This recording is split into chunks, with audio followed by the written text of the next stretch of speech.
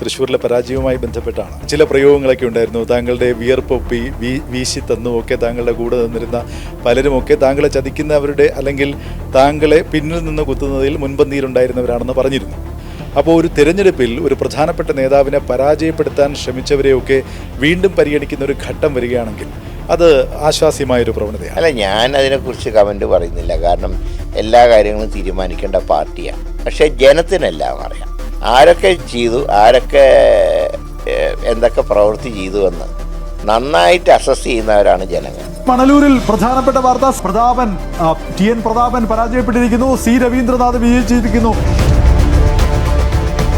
ആരൊക്കെ എന്തൊക്കെ പ്രവൃത്തി ചെയ്തു എന്ന് നന്നായിട്ട് അസസ് ചെയ്യുന്നവരാണ് ജനങ്ങൾ.